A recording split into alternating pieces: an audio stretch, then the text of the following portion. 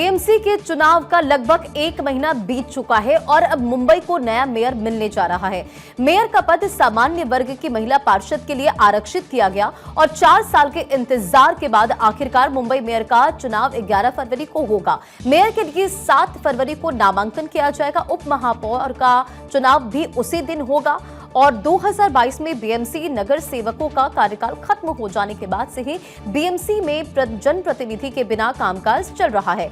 Commissioner को ही प्रशासक की भी जिम्मेदारी सौंपी गई। पूरा चुनाव बीएमसी कमिश्नर भूषण गगरानी की देखरेख में कराया जाएगा।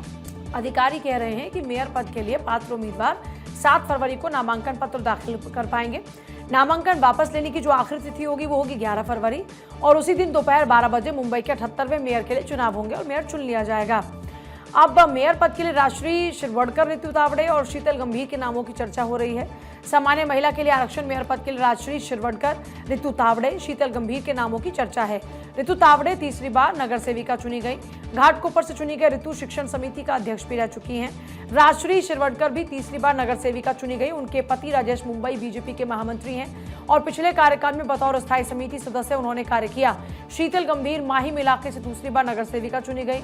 वो बीजेपी महिला मोर्चा के अध्यक्ष भी हैं और पूर्व विधायक सुरेश गंभीर की बेटी भी।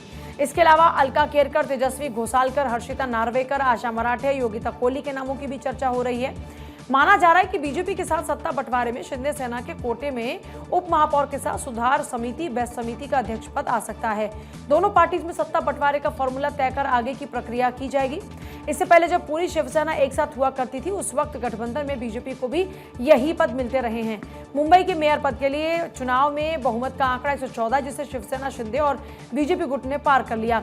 ऐसे में बीजेपी और शिवसेना, शिंदे अपने उम्मीदवार को मेयर बना सकते हैं, लेकिन अब तक ये फाइनल नहीं कि मेयर बीजेपी का होगा या शिवसेना का, क्योंकि बीएमसी में अपने सीनियर नेता गणेश खंकर को पार्टी का नेता नियुक्त किया गया है।